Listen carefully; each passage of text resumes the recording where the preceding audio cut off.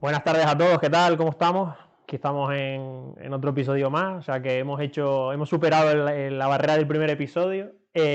Nada, espero que todos estén bien, ya las temperaturas están bajando, ya se puede dormir tranquilamente, no con ese calor asfixiante.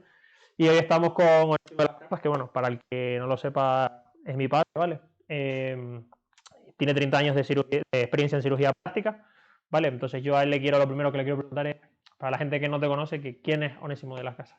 Bueno, pues primero que nada, gracias por la No, invitación. hombre, gracias a ti por No, venir. no, no. Siempre sí es un honor cuando alguien piensa en ti como que puedes aportar algo. Eso siempre hay que reconocerlo. ¿Quién soy yo? Bueno, pues yo creo que soy un canario que tuvo la suerte de nacer en el seno de una familia medianamente divertida, de origen palmero, con lo cual yo nací en Santa Cruz de Tenerife, pero toda mi sangre es de La Palma. Y bueno, pues desde muy temprana edad siempre fui un tipo como muy despierto y bueno, pues se me ocurrió estudiar medicina y ese fue el gran error y a la vez la gran virtud de mi vida, ¿no? Que fue dedicarme prácticamente en cuerpo y alma a lo que más me gustaba. Estudié en La Laguna y luego tuve la inmensa suerte de que me recibiese en una unidad una de las personas con mayor prestigio mundial en cirugía plástica y cirugía craneofacial, que era el profesor Fernando Ortiz Monasterio, y tuve una formación que yo siempre digo que de lo que ellos me dieron yo no pude coger ni el 1% porque era algo tan inmenso y tan maravilloso que estaré eternamente agradecido a quien yo a veces pienso que traspapeló mi papel y dijo, vale, sí, este señor que entre, ¿no? No, bueno, ahora en serio, yo siempre estaré muy agradecido a haber podido acceder a una formación tan sólida y tan importante. Claro, yo con respecto a lo que decías de medicina, ¿no? Que siempre, yo me acuerdo cuando estaba en bachillerato y tal, que siempre me decías, no estudies medicina, estás loco. Entonces, claro, me gustaría saber el por qué escogiste medicina para estudiarla cuando pasaste a la universidad. Bueno, yo realmente siempre me decanté por las ciencias, estaba clarísimo, ¿no? Reconozco que a mí, por ejemplo, me hubiera hecho muy feliz haber sido oceanógrafo, pero no es algo que tenga pendiente, era mi opción de estudiar biología. En aquellos años, cuando yo terminé el COU, pues biología no tenía no solo la consideración, que yo creo que siempre la ha tenido, lo que no ha tenido es la suficiente difusión para que los alumnos en mi época supieran qué podías hacer con biología. Y entonces mi querido padre, en paz descanse, decía, te vas a ser biólogo, es que después de los 30 años que vas a hacer dar clase. Tristemente Sí. era la imagen que había. ¿No? Hoy sabemos que un biólogo puede hacer 20.000 cosas más, tiene muchos más campos abiertos, pero estábamos todos muy limitados. Y entonces sí es cierto que yo tenía una tendencia muy grande a las ciencias de la salud. Y la medicina pues me vino como anillo al dedo. Creo que eso fue el camino. No tenía que discernir entre biología o medicina. Sino que más o menos ya lo tenías un poco Sí, claro y ya sí, ibas enfocado. sí, porque además yo creo que el trato con alguien que tiene un problema es algo que siempre me ha gustado para intentar mediar y eliminar el problema en la medida de lo posible. Luego también, claro, ¿por qué cirugía plástica? ¿No? Porque obviamente ahora sí que con las redes sociales, pues mucho más de moda, ¿no? Tanto la parte, quizás la parte que más se ve es la parte estética, que en lo personal a mí me parece la parte menos bonita de la especialidad, pero en aquel entonces que no es que fuese una especialidad así como muy sonada, ¿no? ¿Qué es lo que te hizo decantarte por esa Bueno, especialidad? eso fue muy divertido porque yo desde segundo de carrera intentaba escaparme de las clases que me parecían súper aburridas porque realmente yo lo mío era meter mano. Y entonces, bueno, pues me metía en el hospital. En aquella época en el hospital universitario, el UC, porque los dos son universitarios, pues en el UC hasta tercero teóricamente no podías entrar a prácticas al hospital. Yo me colaba y empecé colándome en otorrino. Bueno, pues ahí en la consulta de otorrino me recibieron por libre. Pues un estudiante que viene, pues sí, si vas, ¿qué vas a venir? Todas las veces que quieras. Pues encantado, ¿no? Eh, yo creo que La verdad es que me recibieron súper bien, desde Antonio Jiménez bueno, a Beatriz, la esposa de Suso, el anestesiólogo, no sé, todos, Luis Betancor. O sea, es que yo no puedo decir nada que el servicio de otorrino. Y fueron los que me dijeron, bueno, pues venga, ya llevas viniendo por aquí un par de semanas, ahora vamos a bajar el quirófano. Que fue donde me agarré el primer mareo antes, antes de decir, bueno, ya puedo estar en un quirófano de verdad. Y ahí empecé. Esos fueron mis comienzos. Y recuerdo que a raíz del incendio De La de Gomera, La ¿no? Gomera y un par de años antes, yo había despertado mucho interés por la cirugía. Entonces el catedrático de cirugía general digestiva, que era Fernando González Hermoso, un día hablando, pues me dijo, oye, pues nada, si te gustan los quemados, lo que vas a tener que hacer es cirugía plástica, porque cirugía plástica es la especialidad que se encarga de los quemados. A mí los quemados me parecían un reto, porque era una patología que yo no había vivido, era una agresión térmica a la cubierta cutánea de la piel, y reponer, restaurar y evitar que el cuerpo perdiera líquidos, que tuviese tendencia a infecciones ya que su cubierta cutánea estaba alterada, pues era como un reto. Digamos que los quemados, entre comillas, tuvieron la culpa de que yo vehiculizara esa cirugía plástica. Estuve luego con el cirujano plástico que en aquella época estaba en el UC, que no había sino uno, que venía de Madrid, se había formado en el antiguo centro de quemados de la calle Lisboa, en Madrid. Y bueno, ya luego, a medida que vas creciendo en ese ámbito, pues vas buscando cuál es la unidad ideal o dónde te quieres formar. Y yo, que conocía a los discípulos del profesor Fernando Ortiz Monasterio, que eran profesores del curso de posgrado allí, pues más me interesó y metí papeles, di la lata, llamaba por teléfono y bueno, accedí al examen de acceso para la especialidad. Aprobé el examen, me incorporé, tuve mis años de residencia y me convertí en cirujano plástico. Luego, a la vuelta a España, porque todo esto fue en México, tuve que homologar mi título, que lo tengo homologado por examen nacional, y de ahí para adelante, pues nada, pertenezco a la Sociedad Española de Cirujanos Plásticos, igual que a la mexicana y a la americana. Y bueno, pues desarrollo mi actividad y he ido aprendiendo cada vez más a equivocarme menos. Claro, y si no hubieses podido acceder a ser cirugía plástica, ¿qué especialidad es la que crees que hubiese...?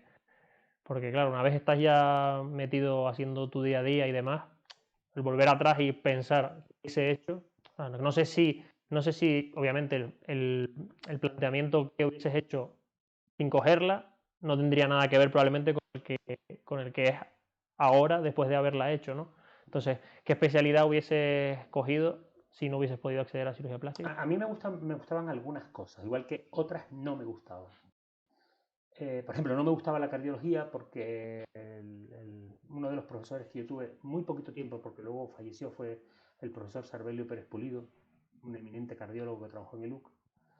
Él tenía un oído privilegiado, ¿no? Era una persona que cualquier cosa con un fonendo la diagnosticaba, ¿no? Yo no he visto gente de ese nivel, ¿no? Porque son gente tocada por la mano de Dios. Eh, yo me di cuenta que yo no iba a ser nunca un buen cardiólogo. Primero, porque no amaba la cardiología, que es el secreto, y segundo, porque no tenía las cualidades adecuadas, aunque las pudieras ensayar. De este cuento se reía mucho Paco Bosa, que es un cardiólogo que estaba allí en el servicio, y cuando yo hablaba con él, igual que Paco Marrero, se morían de la risa conmigo. Y el doctor Lainez, que tiene el despacho un poquito más cerca de donde estamos, ¿no? Pero bueno, eso es lo que no, igual que otras muchas cosas no hubiera hecho. ¿Qué hubiera hecho? A mí me gustaba mucho la neurocirugía, pero sobre todo la neurocirugía de polo posterior. Yo me acuerdo que el doctor Vargas, que era un neurocirujano en la Candelaria, siempre me decía que prácticamente eso tenía un índice de mortalidad muy alto por las estructuras que hay a ese nivel, ¿no?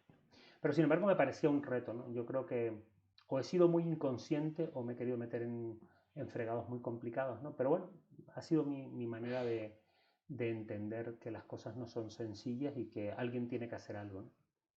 Y quizás por algunas cosas que me gusten, pues no sé, la verdad es que me pongo a pensar y Me no voy sé qué pensando en Injerto decirte. Colgajo, la otra que hay es Derma, ¿no? Que es la que Sí, Injerto y Colgajo. lo bueno que yo tuve en dermatología es que mis rotaciones con el profesor Montelongo y Antonio Noda en el UC fueron muy satisfactorias porque me enseñaron a ver lo más importante que debe saber un médico general, Sí, sí. casi como si fuera un residente de dermatología, ¿no? Sí, la ABC no es lo básico. Y la cirugía plástica y la dermatología tienen muchas cosas en Sí. común por la cantidad de lesiones que tratan, ¿no? Mm. Pero en general, yo tuve también buena formación en derma. A mí la derma es algo que me gusta y sigo de vez en cuando haciendo algún pinito con alguna cosa, amén de las tumoraciones que llegan y todo este tipo de cosas, ¿no? Yo, a ver, yo ya lo sé, ¿no? Pero creo que es lo que es bastante interesante que cómo eliges México, ¿no? Es verdad que es una unidad muy potente a nivel mundial de aquellas, ¿no? Está Fernando Ortiz Monasterio, que probablemente mucha gente no sepa quién es, pero es uno de los padres de la cirugía craneofacial a nivel mundial. Entonces, bueno, ya nos has dicho que ha sido a través de exalumnos de él, ¿no? Que te enteraste para poder o intentar acceder al hospital allá, al GEA.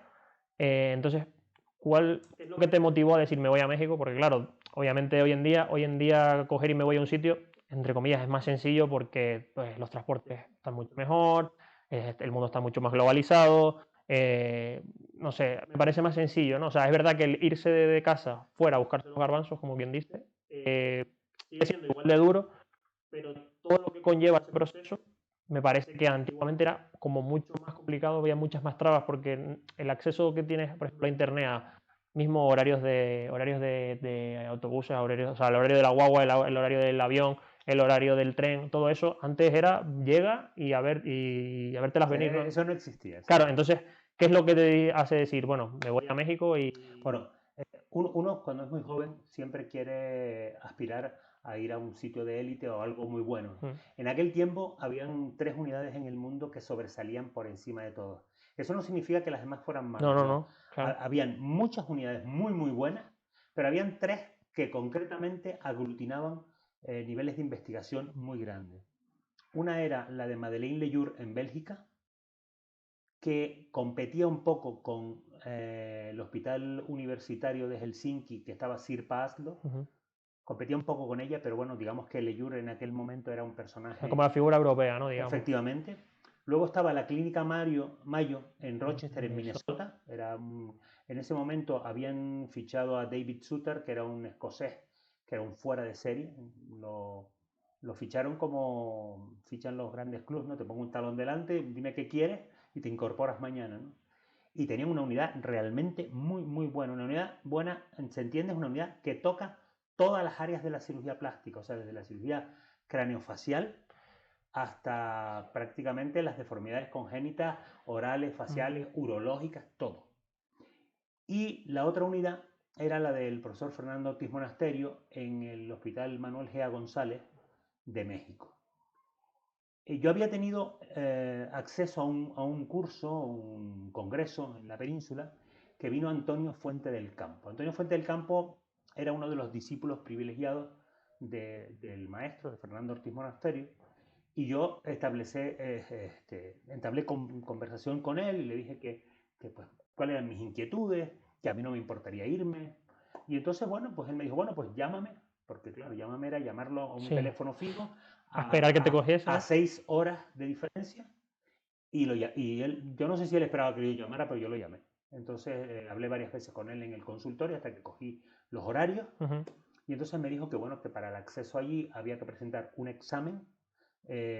Ya en el 88-89, ya México tenía troncalidades. No lo digo por más nada, pero sí Sí. lo digo.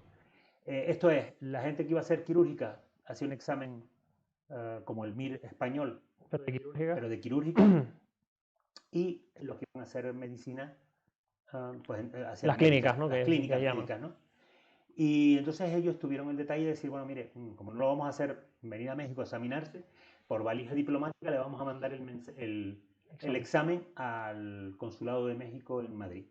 Total, que tal día como hoy me llamaron, oye, usted tal día, tal hora, tiene usted el examen, pusieron el examen, me encerraron en una habitación con el examen y los folios y, y ya está, yo terminé el examen, lo devolvieron y me llamaron de México que me tenía que incorporar.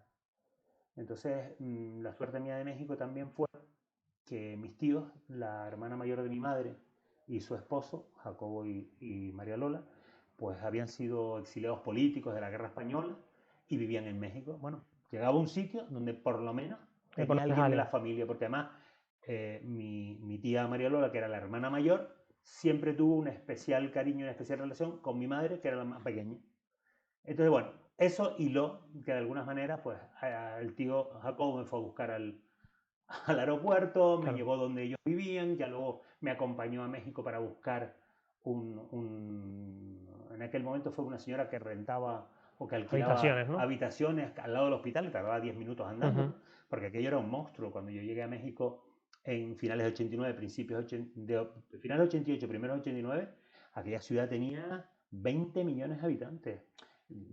Sí, no, claro. Censados y no censados. No tiene nada que ver con Santa Cruz de Tenerife. Aquello, o sea, era imposible ir a hacer dos actividades administrativas a ministerios diferentes el mismo día. Sí, porque no llegaba. Aquello era una locura. Y bueno, pues ahí echamos a andar, aquello era totalmente diferente a lo que tú estás acostumbrado, y entonces empiezas de cero. ¿Y alguna anécdota que nos puedas contar durante la residencia ahí del hospital, o algo que dijeses tú a destacar que fuese muy diferente o que fuese totalmente distinto a lo que había aquí? O... Mira, anécdotas tendrás muchísimas, sí, imagino. Pero hay dos cosas muy divertidas. La primera de todas es que los residentes discutíamos unos con otros por preponderar y demostrar que estábamos mejor preparados el uno que el otro. Pero según terminaba la sesión clínica, nos íbamos todos a comer una torta, que es un bocadillo, y un refresco, lo que fuera, y se había acabado la historia. No había nada personal. Siempre se discutía por el bien del paciente, no se guardaba la rabia, el odio y esas historias, ¿no? Y luego, el sistema disciplinario que nosotros teníamos era un sistema disciplinario que hoy con las prerrogativas que tienen los residentes, que libran las guardias, que a mí me parece muy bien, cuidado, yo no estoy criticándolo, sí, no. Pero era un sistema que hacía que el propio sistema escogiera a la gente que valía para estar en él, ¿no? Yo no digo que sea bueno que tú estés a lo mejor de guardia localizado viernes, sábado y domingo, que estés metido en un quirófano o dentro del hospital 18 horas. Sí, pero que te curte, ¿no? Al final. Pero, exactamente, ¿no? Pero ese tipo de relación y del orden jerárquico, ¿no? O sea, disciplina, ¿no? Al final. Efectivamente, ¿no? Yo me acuerdo una de las frases míticas de mi maestro era: niño, orden en tu mente, orden en tu mente. Y eso es verdad, o sea, tú tienes que saber las cosas, tienes que entrar. Y la formación era una formación continuada, absolutamente de presión. Tú tenías todas las semanas un examen que te ponía el jefe de residentes. El jefe de residentes es un residente de último año que está especialmente cualificado y es casi como si fuera un adjunto. Sí, aquí se llama R mayor, vamos. Sí, bueno, pues sí. Y a este lo respetas igual que a un jefe de servicio. Entonces, todas las semanas teníamos un examen los residentes. Luego, cada 15 días tenías otro examen. Y luego, cada 15 días o mensualmente teníamos un examen, perdón. Que iban, digamos, sumando puntos de cómo iba tu evolución. Y luego, semestralmente, tenías un examen general que era limitante. Si tú suspendías 2 exámenes semestrales seguidos, te ibas a la calle en cualquier momento de la residencia. Eso sí, al ser una unidad de tanto prestigio, la unidad te colocaba en otro hospital donde sabían que tú podías terminar sin las exigencias tan intensas que tenía la unidad, ¿no? Porque no era menospreciar bajo ningún concepto, ¿no? Hay que entenderlo claro, ¿no? O sea, aquí te estamos exigiendo el 300%, te voy a mandar a un hospital donde a lo mejor solo te exigen el 95 o el 110. Sí, pero que no era... Y esas eran las cosas que... Y uno se sentía orgulloso, ¿no? Sí, pero ese nivel de presión también, o sea, tienes que saber manejarlo, ¿no? Porque hay mucha gente que no funciona muy bien bajo presión. Hay mucha gente que no funciona bajo presión, pero lo que sí está claro es que cuando tú te enfrentas a un problema importante, como puede ser una herida de bala o una agresión por machete, o cuando alguien viene con el brazo envuelto en en una bolsa con hielo. Sí, O sea, claro. tú tienes que tener un poco la sangre fría, ¿no? Y de ordenar, de qué es lo primero, cuando tienes un grupo de gente, como dicen en México, balanceados, ¿no? Una reyerta, tienes que ordenar, entonces tienes que estar ahí. No, claro, la verdad es que el tema de la especialidad ya es que el tipo de patología es muy diferente al que se ve aquí. Es que había todo. O sea, una ciudad que tiene esa cantidad de gente. Yo, por ejemplo, desde que vine de México no he vuelto a ver una herida de bala y sin embargo en mis guardias hice muchas heridas de bala. Claro, que era lo que más verías, a lo Incluso mejor hasta balas no. que no podía sacar, que estaban en un sitio de mejor déjala ahí porque el señor está vivo de milagro y eso. Y dejémoslo así, ¿no? Y dejémoslo así porque está enclavada en un hueso Y que no que la. bueno, que la gente igual no lo entiende, pero en la fosa pterigoidea, entre las pterigoides y la parte posterior del cráneo, la bala quietita ahí. O sea, Sí. pues por una cuestión de 4 milímetros no No, había matado al señor y el señor en las revisiones luego siguió sin problema, ¿no? Anecdóticamente, ¿no?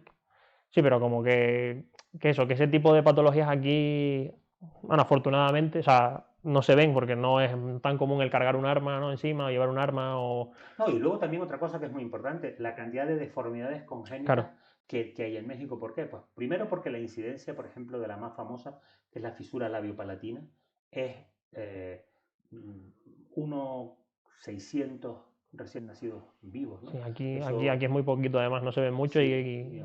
Allí sí, allí un residente terminaba por ejemplo, yo terminé la residencia y yo hice, al menos que yo recuerde, porque además luego tienes que presentarlo en la homologación, 100 paladares operados.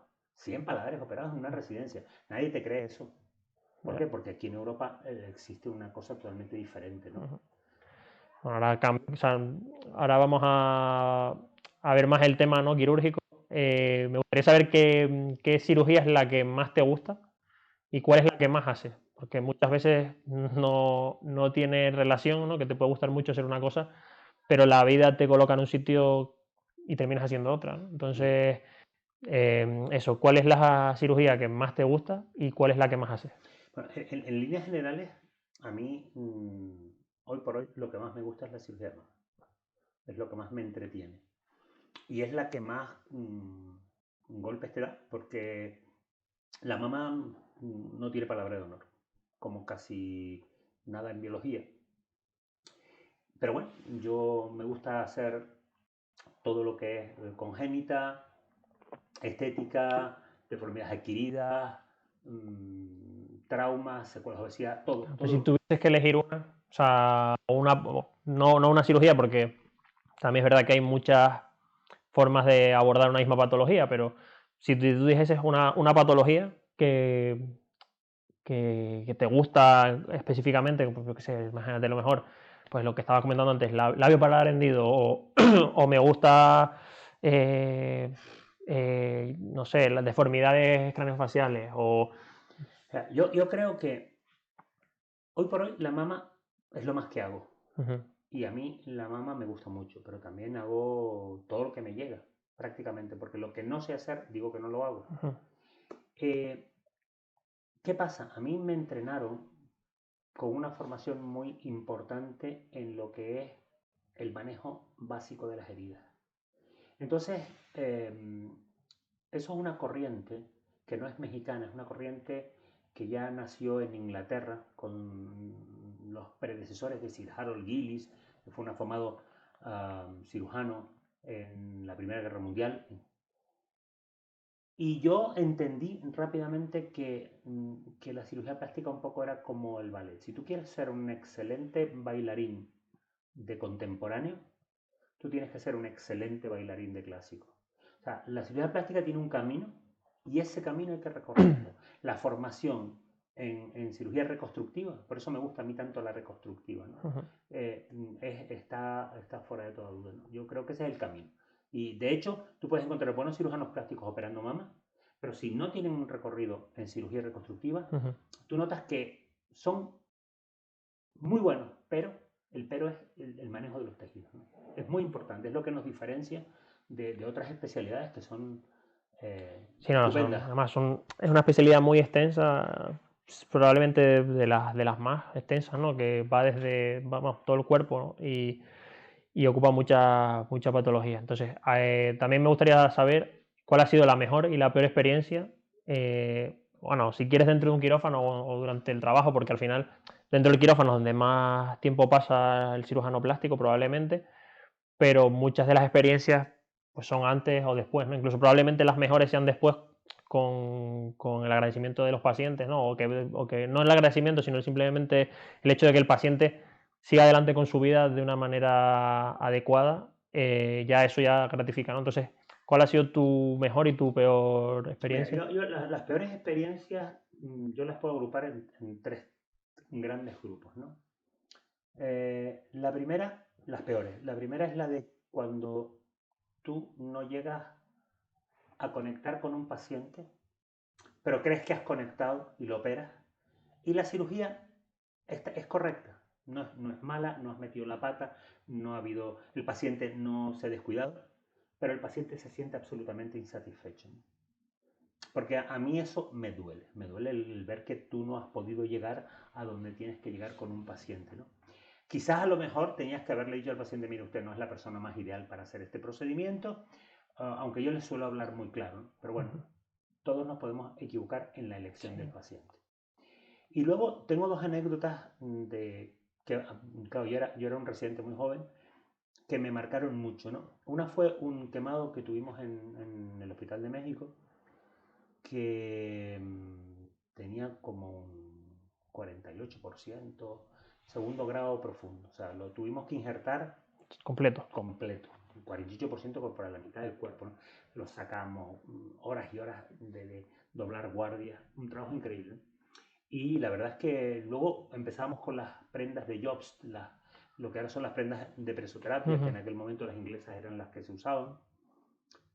Y un día en la consulta, pasando consulta, ¿no? Estábamos los residentes contentos y felices Claro, porque el señor estaba bien, andaba solo, se movía, ¿no? Y el tipo después que terminó el consultorio nos dijo, yo la verdad no entiendo por qué me dejaron vivir. esos son, Eso fue es muy duro. horroroso, horroroso. Y otra que tuvimos también fue una señora con un cáncer de mama extendido que se planificó intentar ver cuánto era resecable. En aquellas épocas no teníamos los avances tecnológicos que tenemos Claro. hoy de una resonancia o una tomografía. Y fue cuando levantamos un pectoral y vimos que la enfermedad se había comido todas las costillas, ¿no? Que tienes que cerrar el paciente Y, oncología y sí, cruzar los dedos sí, y no creer en los milagros, obviamente el claro. paciente se va a ir, ¿no? Claro. Porque es que es incompatible con la vida, ¿no? Y son cosas que no es mala planificación, sino que ves unas cosas y bueno, de eso también aprendes, ¿no? Claro. Bueno, ahora que decías lo de que había medios cuando tú estabas haciendo la residencia que a día de hoy, o sea, no había medios que a día de hoy sí. ¿Cómo valorarías lo que ha evolucionado la cirugía plástica desde que tú empezaste a ahora? Porque claro, o sea, si se ven avances en 5 años, no me quiero imaginar los 30 años que llevas tú, A todo ver, lo que habrás visto, ¿no? la tecnología ha aportado muchísimas cosas, ¿no? Pero lo bueno que tiene la cirugía plástica es que uno nunca debe olvidar una técnica que se publicó en 1945, por ejemplo, de ginecomastia, porque resulta que el tipo que la publicó, que es el padre de los tratamientos de la ginecomastia actuales a 2023, primera publicación de este señor en el año 45 en una revista de Nueva York, estás hablando de que probablemente el trabajo lo hizo en el 43, 44, ¿no? Envejeció bien la técnica. Sí, bueno, la técnica básicamente no ha variado. Han variado los sistemas de lipoaspiración, la alta definición, los manejos endoscópicos. La tecnología es increíble, pero lo básico sigue siendo fundamental, ¿no? O sea, la cirugía plástica lo que ha hecho es eh, ser un amplio abanico de posibilidades mayores con las nuevas tecnologías, ¿no? Yo creo que lo importante es la formación y luego la tecnología está bien. Yo creo que es maravillosa. Pero por ese orden. Formación para que tú resuelvas. Un residente de cirugía plástica debe resolver al menos el 90% de los problemas que le llegan. ¿Mm? Al menos. Un residente bien formado. O sea, cuando ya sales de adjunto. Luego pues, hay cosas que no tienes porque no tienes tecnología, no puedes tener quemados porque no tienes una unidad y un largo etcétera de cosas, ¿no? Ya luego, pues lo que se ha disparado mucho también, que lo sabes tú bien, es la parte estética, porque cada vez se le va dando más culto al cuerpo y cada vez las remodelaciones, las definiciones, las aspiraciones y un largo etcétera van jugando un O sea, que papel. tú dirías que se ha avanzado más en la parte estética, pero claro, mi pregunta es, ¿porque antes no se le daba tanto valor a la parte estética o porque es un campo que ha sido como, entre comillas, menos, menos propulsado por las investigaciones a lo largo del tiempo? Yo creo que la estética antes existía, pero no tenía ni el impulso ni el valor que se daba. Mira, en el año en el año 90, entre el 90 y el 92, en Estados Unidos se ponían 50.000 pares de prótesis al año. No había control. O sea, nadie sabía lo que era una contractura capsular, nadie sabía el comportamiento de las prótesis, nadie hablaba de vida media, nadie hablaba de la interacción inmunológica entre un implante y el tejido receptor que era el cuerpo humano.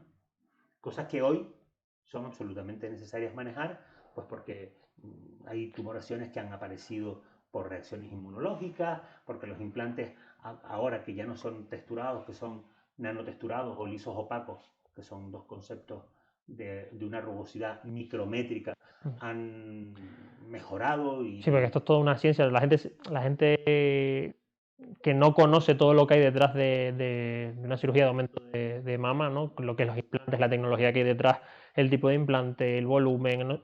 La gente una vez le cuenta, señor, pero todo esto, claro, entonces eso también es falta de información por parte. que la parte estética es como hacer sociales. Vas a la calle, tomas una cerveza y la gente lo ve como algo Muy sencillo, muy ¿no? Como que no le sencillo. da, no le da la Es muy importancia. sencillo. No, no, yo tengo una amiga que la operaron del pecho, le pusieron unas prótesis y por la tarde estaba ya poco menos que merendando en... Claro, lo que la gente no valora es que al final está sometiendo el cuerpo a una cirugía que no le es necesaria, porque no es una operación de vida o muerte, ni mucho menos. Y entonces estás agrediendo al cuerpo por agredirlo, ¿no? Un poco, entonces, claro, Y que eso. no tomas las consideraciones necesarias para transmitir al paciente que es una cirugía electiva y que el paciente tiene que guardar los criterios de reposo y de manejo conservador para obtener un buen resultado. O sea, usted quiere ir a la playa, no puedes ir a la playa al día siguiente Recién de la operada. operación, porque esto es como, mucha gente cree que la cirugía estética es como cuando tú vas y compras una camisa y la estrenas por la tarde. No, o sea, esto es una intervención quirúrgica como cualquier otra intervención quirúrgica. Y además, yo siempre les cuento a los pacientes que, de manera absurda, que un aumento mamario, y hacemos muchísimo, es una de las cirugías más disparatadas que yo conozco, porque coges una mama que está más o menos bien, la abres, colocas un cuerpo extraño dentro de alta calidad, Sí. biológicamente testado y con biocompatibilidad altísima, y encima crees que quede bien. Entonces, hay un porcentaje grandísimo que dependen del cuerpo de cada Claro. persona, que son procedimientos que nosotros hacemos y que tenemos un altísimo índice de éxito, sí, pero hay que dejarle claro a los pacientes que esto es cirugía, esto no es ir a probar ropa a ningún Sí, sitio sí. sin banalizarlo, ¿no? A ver, pregunta por aquí Julián Jango. ¿Cómo afrontas una situación en la que un paciente se opera y no quede satisfecho, por ejemplo, porque el paciente tenga un bloqueo psicológico con su físico? Bueno, eso es muy sencillo. Yo creo que la entrevista que se hace con el paciente en consulta, una, dos o tres, las que se hagan previas a la cirugía, son absolutamente definitorias. Decía un profesor sueco que los pacientes que llegan a la consulta prácticamente en un 80% son pacientes verdes. Significa que tú te tomas el tiempo con ellos, les explicas, hablas, les cuentas el consentimiento y los pacientes terminan diciendo, bueno, pues sí, sí me opero con usted, ¿no? De los que se operan, estamos hablando. Luego existe un 15% de pacientes naranja. Esos pacientes naranjas son aquellos pacientes que traen conflicto, traen dudas, traen informaciones erróneas, que si uno se sienta con ellos, pues puede hacer que se vuelvan verdes en la mayoría de los casos. Pero luego existe un 5% de pacientes rojos. Son pacientes que traen muchos problemas, que tienen algunos trastornos que no son perceptibles, que requieren una especial atención y que a veces uno, si tú no estás muy avesado, pues el paciente te puede engañar desde el punto de vista de usted padece algo, no, estoy bien, nada, algunas veces me deprimo, otras no, pero bueno, como todo el mundo, ¿no? El profesor decía, el sueco decía, no, estos rojos ni se tocan. Y mucho menos pensando en que no has tenido ningún paciente en el despacho y que tienes que operar porque tienes que sacar dinero para pagar la renta, ¿no? Cirugía plástica tiene el índice más alto de patologías psiquiátricas subyacentes. Eso significa que tenemos alteraciones psiquiátricas en algunos pacientes que pueden ser fruto de la vida, fruto de las relaciones personales y que a lo mejor solo con un poco de ejercicio mental pueden mejorar muchísimo. No, claro. Pero hay que saber diagnosticar a aquellos pacientes que nunca van a quedar contentos porque no están contentos con ellos, no están contentos con los problemas que tienen, con las relaciones sociales, etc. Claro, eso sería un trabajo ya más de ellos mismos, ¿no? De buscar ahora que está tan la salud mental, ¿no? Buscar una ayuda en... O sea, claro, tienes que buscar una ayuda y ahora a lo mejor suena mejor, pero hace unos años sonaba como un poco menos que... No, a veces buscamos solucionar un tema de relación o un tema familiar, pues haciéndonos un procedimiento quirúrgico, porque creemos que nos va a aportar más seguridad o más equilibrio. Es cierto que a veces esa seguridad y ese equilibrio para algunas personas funciona, pero no son las más. No son las más. No, y sobre todo que a lo mejor es un parche, ¿no? Que no es la solución. Obviamente también, ¿no? Porque buscamos algo donde no lo hay. Claro. Igual que tenemos las expectativas, son una de las reglas que hay que medir y concretar con el paciente. No se puede tener diferencia expectativa. Hay una frase que dices mucho que a mí me gusta bastante, que es que, claro, a ti el paciente lo que te da es su bien más preciado, ¿no? Que es su confianza. Entonces, tú tampoco puedes jugar con ello. Entonces, ¿qué crees? Porque, claro, con el tema de las redes sociales ahora, el tema de la confianza se extrapola a resultados y no a la relación médico-paciente. ¿Eso cómo crees que afecta a la especialidad o a la medicina en general, ¿no? Porque al final... Yo creo que se está idealizando mucho los resultados. Por eso yo suelo ser muy claro en los resultados. Y también me gusta recordarle a los pacientes que tú hoy te haces un procedimiento de contorno corporal, por ejemplo, pues porque has tenido 3 embarazos, no te gusta tu abdomen, tienes acúmulos grasos y tú mejoras muchísimo en la cirugía. 2, 3 años más tarde, tú vienes, fíjese cómo estoy. Has vuelto a tener un embarazo, o has subido 20 kilos o lo has bajado, o has subido 10. Somos seres vivos y estamos cambiando permanentemente. Y claro, 3 o 4 años más tarde que hayas modificado tu biología, pues... Sí, es verdad que muchos pacientes se piensan que esto, tú te haces, por ejemplo, ¿no? Ahora que has dicho una lipo, ¿no? Que se hace una lipo y que se van a quedar así para siempre, ¿no? Tú te haces una lipo y tienes que seguir pues, cuidándote, manteniendo la nutrición, hacer ejercicio, porque claro, si no vuelves al punto de partida y hablando mal y pronto has tirado la cirugía a la basura, ¿no? Entonces, luego también me gustaría preguntarte acerca ahora, es una cosa que está muy de moda, sobre todo, bueno, en todas las especialidades, que es el tema de la superespecialización. Y es que, ¿hasta qué punto crees que es bueno el centrarse solo en una parte de la especialidad, pero de manera muy a fondo, o quedarse siendo más general? Bueno, yo respeto mucho las superespecialidades, pero cuando están bien hechas. Esto significa, por ejemplo, cirugía craneofacial. Si tú quieres trabajar en cirugía craneofacial, tú tienes que ser cirujano plástico, tienes que tener Bueno, un bagaje y una aquí en España... No existe. No, aquí en España con maxilo, yo creo que es. Maxilo es la que es cirugía maxilofacial, yo creo que es la que hace cráneo. Bueno, bien, yo, como decía el maestro, la tierra es de quien la trabaja. Si tú tienes buena formación, adelante. Aunque yo creo en los equipos multidisciplinares, ¿sabes? Entonces, vamos a poner por caso que, por ejemplo, a mí me tocó hacer cirugía de mano como parte de mi formación. Y yo tuve un profesor de mano, que era el profesor Carlos Argollo, que era discípulo de Harold Kleiner, uno de los padres de la cirugía de mano mundial, ¿no?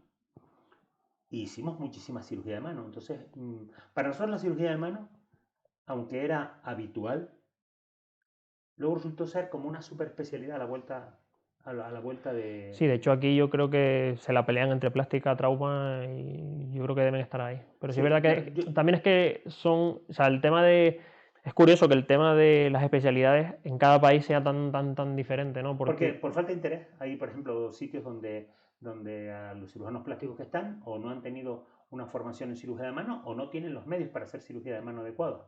Para la cirugía de mano requiere rehabilitadores, requiere muchísimas cosas más de lo que la gente puede imaginar, ¿no? Entonces no hacen cirugía de mano, entonces a lo mejor los traumas tienen gente que lo ha hecho, pues lo hago yo. Pues ya está.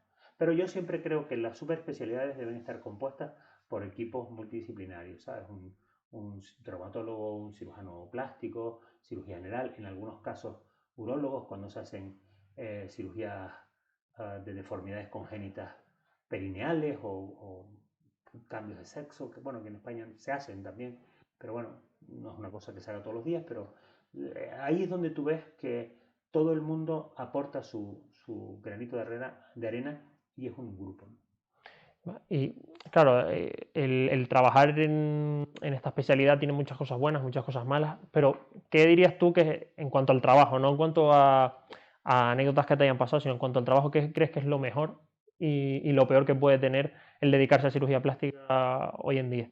Porque claro, hoy en día le sumas la presión de las redes sociales, la presión de los resultados de los pacientes, ¿no? Yo creo que conforme vamos avanzando, es una especialidad que se está viendo sometida a más presión social que otras por el hecho de la, Sí. entre comillas, obligación de resultados, ¿no? Yo creo que lo mejor que tiene es la satisfacción cuando tú abordas un caso complicado o un caso no tan complicado, pero que supone para una persona mm, un reto consigo misma, ¿no? Llevo tanto tiempo esperando, ahora me veo bien. Usted no sabe lo que yo le agradezco, ¿no? O sea, cuando ves tú que puedes aportar equilibrio y felicidad a alguien.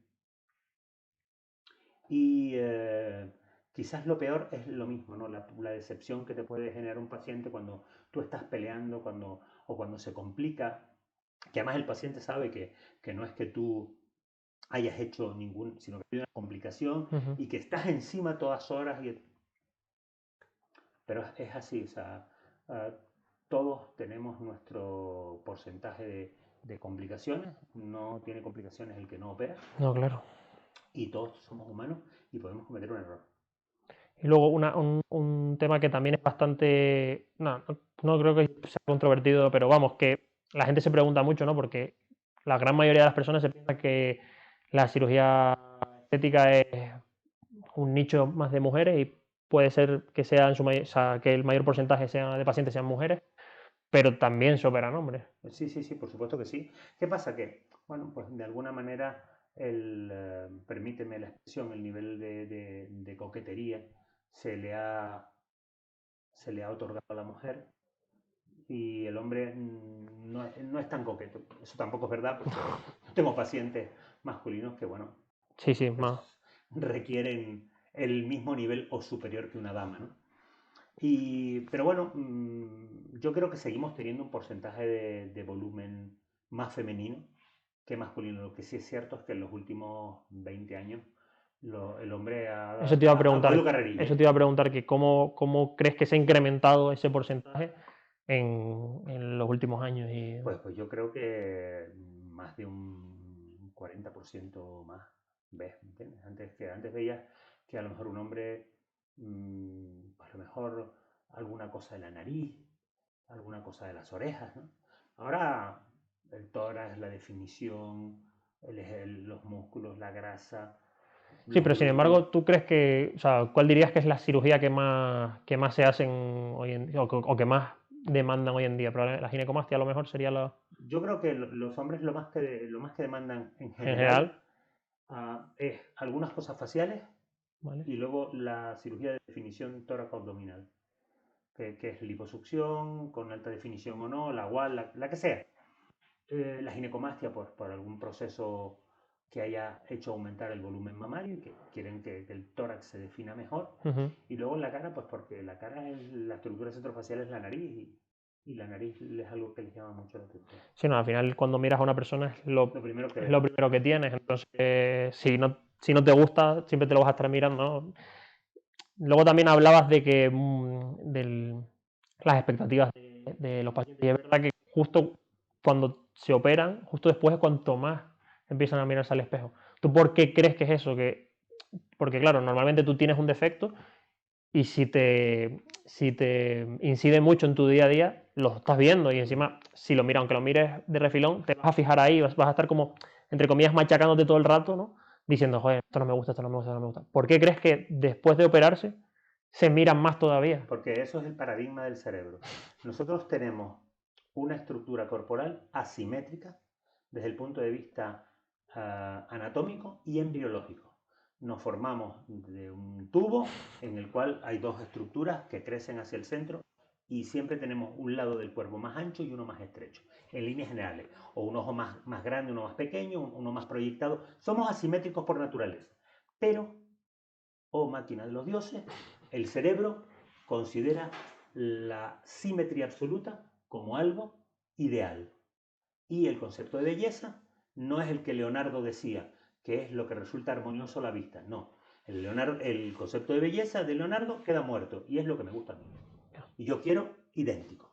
Idéntico no existe, simetría absoluta no existe, ¿no? De hecho, yo pierdo mucho tiempo delante de un espejo enorme que tengo en la consulta, con el paciente enfrente, para que él vea qué es lo que me trae.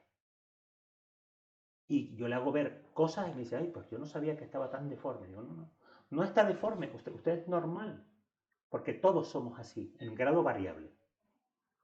Y bueno, pues de alguna manera yo creo que esa enseñanza previa a la cirugía hacen que cuando se miran, pues entiendan que... Pero bueno, que algunos hasta explicándoselo se van a mirar. Ya, no, sí, sí. Luego, también me gustaría saber alguna anécdota así que tengas divertida, ya no sé, de México, de aquí, en cirugía o no cirugía, o algo que recuerdes con cariño. Algo que recuerde con cariño. Es que O divertido. Yo sé que tienes millones, pero alguna que te. Mira, una cosa que me gustó a mí mucho fue... O sea, yo sé que tú también le tienes un cariño especial a México, que siempre dices que, claro, que todo lo que te dio México, que no nos vas a poder dárselo no nunca. lo voy a poder devolver en la vida. Pero bueno, pues alguna anécdota así que tengas divertida durante la residencia o con el país. Bueno, a ver, durante la residencia, nosotros, por ejemplo, que era muy divertido, los sábados teníamos revisión de todo lo que se había hecho la semana y luego teníamos la obligación de una actividad social todos juntos. Y nos íbamos a ver museos o nos íbamos a comer tacos o íbamos a hacer otras cosas. Era esa manera de reunir al grupo y tenerlo cohesionado, ¿no? O sea, aunque fuéramos todos capaces de enfrentarnos por discutir un caso clínico y tú no te lo leíste y yo leí el artículo aquel. Pero luego al final era un equipo cohesionado. Y luego tengo una anécdota que me gusta mucho recordar, porque uno tiene que recordar quién es y de dónde viene. Un señor de campo, un campesino, con esas guarachas que son como unas sandalias que ya no sabes si llevan tierra o son solo sandalias. Después de haberlo atendido, me regaló una gelatina. Un vasito de gelatina. Esa gelatina seguro que le costó lo que costaba el camión, que es la guagua, y tuvo que andar un trayecto para luego coger otra para ir a donde vivía, ¿no? Ese agradecimiento y el reconocimiento del paciente a tu trabajo, fíjate que no estamos hablando de un gran regalo ni de una gelatina. No, pero es el significado del Es regalo. el significado, ¿no? Y que él sacrificó los 100 pesos o los 500 pesos de aquel entonces, que era lo que te costaba el viaje en el camión, o sea, en la guagua, ¿no? Hasta llegar a la central de camiones para coger porque él vivía en un pueblo a las afueras de Ciudad de México, ¿no? ¿Y cómo? Vale, vale. ¿Eh? ¿Te hay una pregunta o algo o no? No. Vale. Pues si tienen alguna pregunta, vayan poniéndolas, ¿eh? Vale, y también me gustaría saber qué la cirugía así más llamativa que hayas hecho, o la más sorprendente, la que más haya durado, no sé, o la que tú digas, o algún caso que, pues eso, como comentabas antes, ¿no? Que entraba alguien con 10 heridas de bala.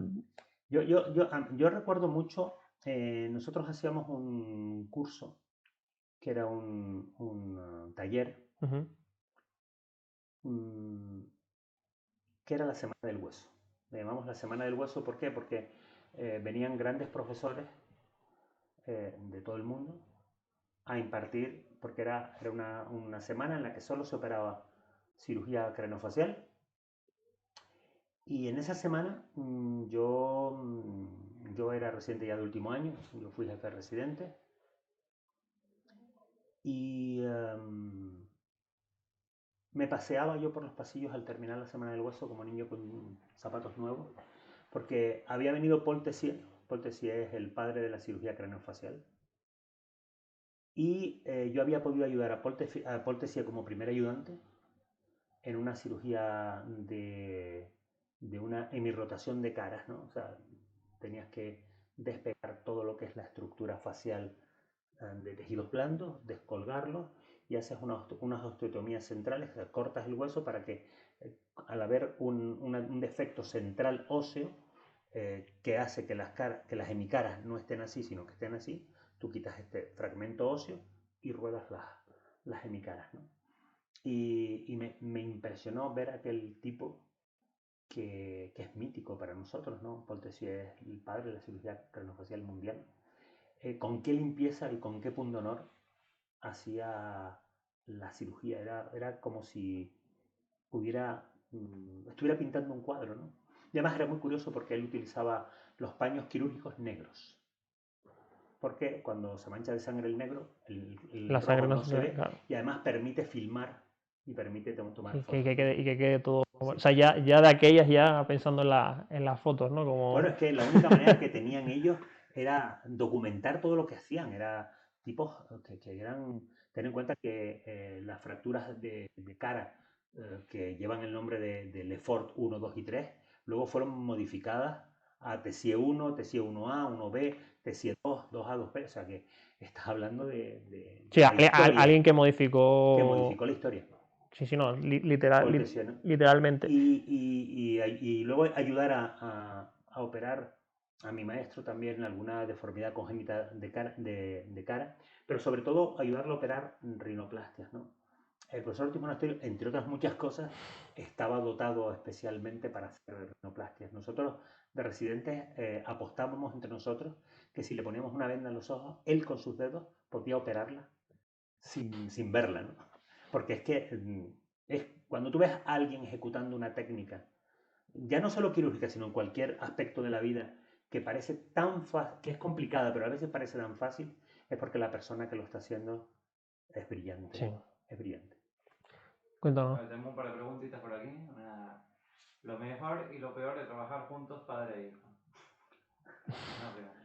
Bueno, lo mejor es que es un orgullo que tú puedas transmitir tus cosas a los demás. Y lo peor es que no es mi hijo, es el doctor Miquel de las Casas.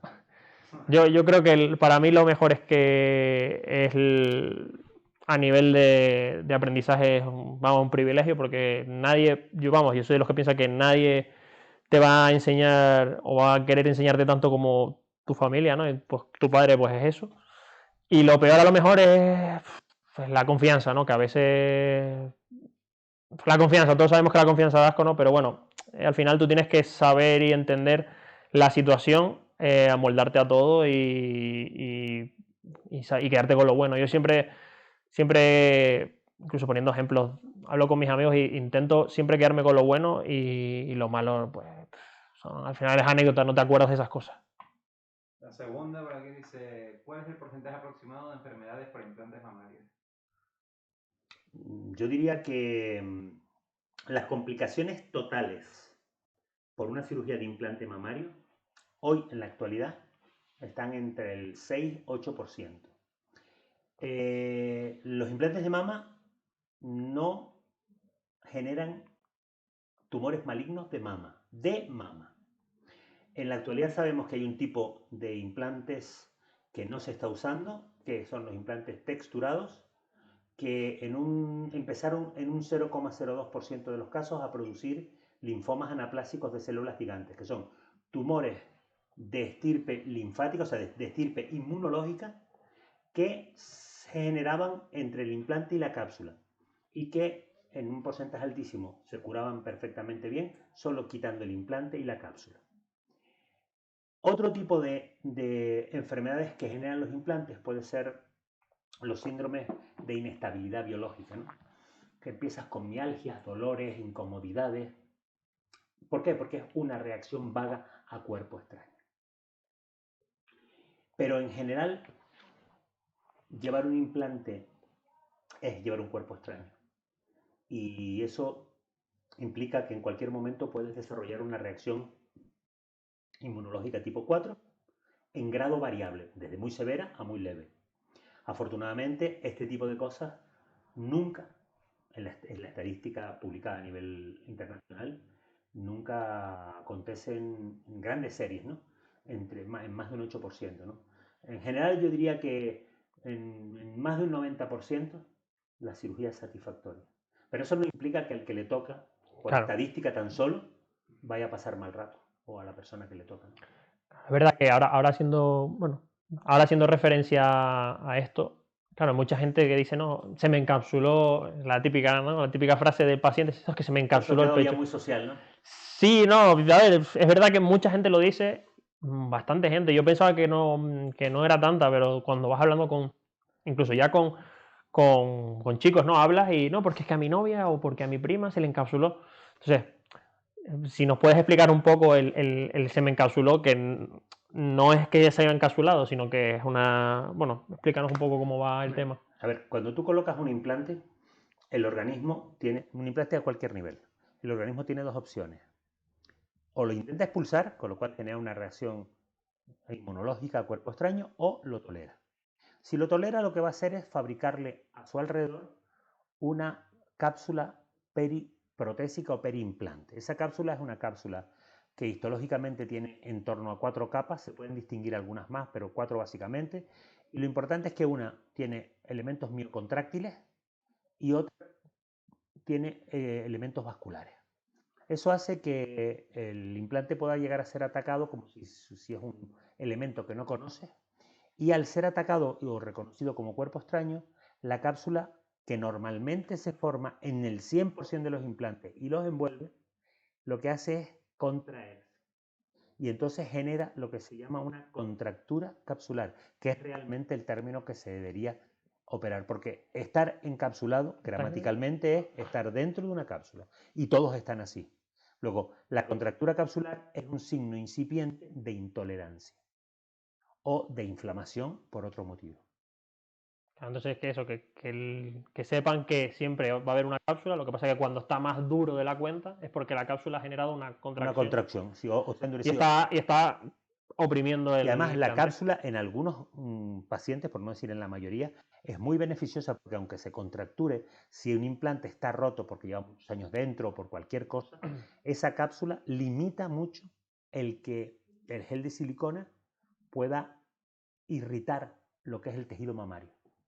¿No? Porque el gel de silicona puede, vamos a no decir moverse, puede desplazarse en algunas zonas adyacentes a la mama, los ganglios, pero hace falta que lleves 40 años con un implante Sí, o 20 años. pero sí lo que hay que recalcar es que el paciente que tenga implantes es muy, muy importante que siga sus revisiones periódicas Las revisiones tienen que y ser se anuales cuide. y ecográficas, y ante la más mínima que consulte con su cirujano. Sí, Porque su cirujano tiene la obligación de saber más que el paciente de las complicaciones del sí, por implante, eso, ¿no? sobre todo eso, llevar un cuidado pues, anual, mensual o en función de lo que le haya dicho su cirujano. Vamos, Pero no olvidarse, estar pendiente, porque sí yo que es creo verdad que que hay muchas pacientes que están 10 años se sin... ven bien y quieren disfrutar de la vida, y como no ha tenido molestias, pues no pasa nada, ¿no? Yo siempre le digo a los pacientes, digo, mire, esto es muy sencillo, para que usted no se olvide. Usted tiene sus revisiones ginecológicas, en el caso de las mujeres. Aparee usted la revisión ginecológica con la revisión de mama. Se hace usted su ecografía Y así no se olvida. y así no se olvida. Y usted todos los años sabe en qué grado de envejecimiento tiene los implantes, o si tiene complicaciones o si no los tiene. Nos olvidamos de que la medicina preventiva es la única que cura. Lo demás es poner parche. Al hilo de esto, claro, ahora todo el mundo, el tema de la duración de los implantes, ¿no? Que todo el mundo dice, uff, es que los implantes duran para toda la vida. Yo creo que eso es una mala política, ¿no? El implante, bueno, si no tiene problemas, no hace falta que lo cambie. Mentira. Los implantes tienen una vida media. En la actualidad, nosotros hemos manejado implantes en el pasado que tenían 10 años de vida media, luego aparecieron otros en el mercado con 16 años y ahora en la actualidad los implantes lisos opacos o los nanotexturados pues pueden tener una vida media de 20 años. La vida media es un concepto muy diferente de lo que la gente piensa en medicina. Es el tiempo que como poco dura los implantes a la mitad de la población que los lleva. Entonces, tú podrías encontrar un implante con una vida media de 20 años que pueda durar 25 o 30 años, sí, pero también puedes encontrar un implante de los de vida media de 20 años que te dure 12, porque haya una reacción a cuerpo extraño. Por eso se necesita concienciar a la gente de que vengan a hacerse una ecografía una vez al año y que vayan a ver, que vengan, no, que se hagan la ecografía y que vayan a ver su médico. Sí, no, porque la única medicina, como dices tú, que cura es la preventiva. Tenemos que ir un paso por delante. Bueno. Aquí pregunta Limán, aunque ya la han contado, pero bueno, ¿alguna anécdota más graciosa en el quirófano? Eso... Les voy a contar una muy divertida. Muy divertida. Yo tengo un compañero que es el doctor Héctor Morales, es profesor en México, hoy es profesor en México, un excelente y maravilloso cirujano. Monterrey, ¿no? ¿Eh? En Monterrey. No, él está al lado de Monterrey, en Hermosillo creo que es. Pero bueno, el que está en Monterrey es Mario. Vale. Siempre los fines de semana le gustaba la fiesta, entonces se iba mucho de fiesta. Y luego cuando llegaba el lunes, llegaba durmiéndose. Y éramos residentes de primer año. El primer año todavía fiesta, fiesta y más fiesta. No sabes ni por dónde te da el aire. Efectivamente. Y yo me acuerdo de cogerle con la bata a la ropa de cama del paciente en quirófano y ponerle una pinza para que si se dormía se caía para atrás. Pero bueno, son cosas que a veces suceden, ¿no? Porque hasta que se te le pasa el sueño y el jefe da 2 gritos y entonces se te pasó todo, ¿sabes? Pero bueno, son muchas cosas curiosas, ¿no? El quirófano es un sitio que es el sitio más seguro del mundo. Yo, si me tiene que dar un infarto, que me den quirófano, porque tengo las más posibilidades de salir. Pero también suceden cosas muy anecdóticas, porque además se respira muchísima tensión y tú tienes que darle salida alguna vez a este tipo de cosas para equilibrarte, ¿no? A veces son muchas horas también, Sí, depende de la cirugía. Dicen que en los velatorios y en el quirófano es de los sitios donde se cuentan los mejores chistes. Y es por eso, por romper un poco la tensión, ¿no? Pero sí te puedo asegurar que aunque tú estés de bromas, que estás plenamente pendiente del paciente y estás metido en lo que estás metido, ¿no?